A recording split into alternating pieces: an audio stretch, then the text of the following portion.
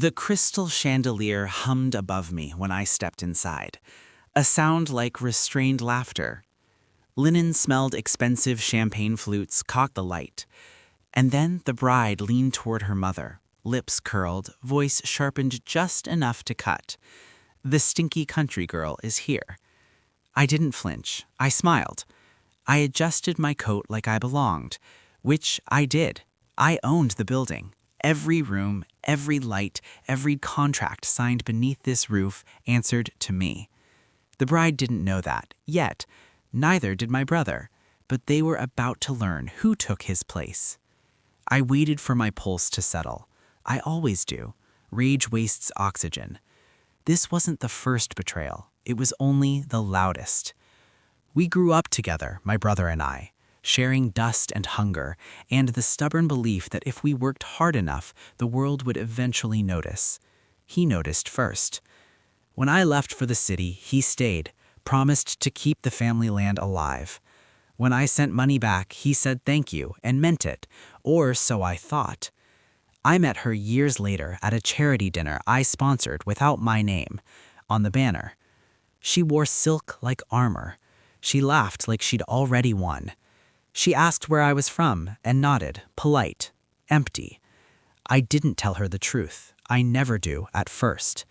I prefer to watch what people choose when they think no one is watching.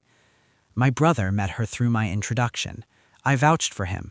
I gave him my network, my references, my trust. He needed a place to stand. I offered my shoulders. He took the height and forgot who lifted him. The changes came quietly. Calls shortened, emails grew formal. A dinner invitation arrived with my name misspelled. Then a signature appeared on a document I hadn't authorized, an interim management contract for a property I owned outright. The hotel, this hotel, signed by my brother, witnessed by her father. I didn't scream. I didn't confront. I asked for copies. I asked for time. I learned everything. The bride's family had leveraged my absence to insinuate control. Loans taken against my asset with forged consent. A shell company created to siphon revenue. My brother listed as interim CEO. Temporary, they said, just until the engagement, just until the wedding. Then the papers would settle themselves. I sat with the truth like a blade across my palms. I didn't bleed. I planned first. I let them believe I was small. I sent apologies for being late. I sent congratulations. I wired a generous engagement gift to their foundation. Tracked, flagged, traceable. I asked my lawyers to wait. I asked my auditors to be quiet. I asked my bank for patience and gave them proof instead. Then I moved the pieces that mattered. I reassigned the hotel's security contract to my firm, quietly. I notified the city of a compliance review, routine. I called in a debt my brother didn't know was callable. I purchased the shell company through a proxy and dissolved it from the inside, freezing accounts mid-celebration. Every step legal, every move clean. I waited for the party. Now, in the present, I took my place near the dais. My brother saw me then. His smile flickered. The bride's eyes scanned me like inventory she'd already written off. The host topped the microphone. Toasts, applauded the bride, beamed my brother, lifted his glass, and I lifted mine last. I'd like to say a few words, I said, soft enough to make them lean in. The room hushed. Power loves quiet. I'm grateful, I continued, to celebrate family, especially in spaces that mean so much to us. I gestured upward. This hotel has been my life's work. Every brick a promise kept. A ripple, a frown. The bride's mother stiffened. I learned recently, I said, that trust can be mismanaged, that signatures can be borrowed, that love can confuse entitlement with ownership. My brother's glass trembled.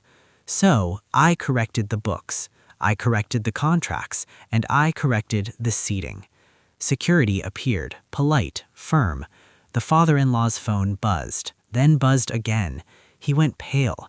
Accounts frozen, permits suspended, a notice board posted publicly at the entrance, timed to the minute. I turned to my brother. You wanted my place, I said. You took my name off the door and put yours on the paper tonight. You'll see what that place was worth. The bride laughed, brittle. This is a misunderstanding. It's an audit, I replied, and an eviction. The room breathed in as one. I leaned closer to my brother. You were never interim, I said. You were replaceable. He opened his mouth. Nothing came out. I nodded to the host. Please escort our guests to the ballroom next door, I said. This one is closed for renovations. They moved slowly. The bride's sneer collapsed into fury, then fear, as she realized the floor beneath her heels answered to me. Her family's empire, leveraged, exposed, would spend years paying for tonight. When the door shut, the chandelier hummed again. This time, it sounded like relief. I didn't feel joy. I felt balance. Betrayal teaches you where to stand. Revenge teaches you how to leave. I handed my brother his coat. Go home, I said. Find out who you are without my shadow. As I walked out, I caught my reflection in the glass. Calm, clean, unafraid. The country girl had arrived, and the place she took was always hers.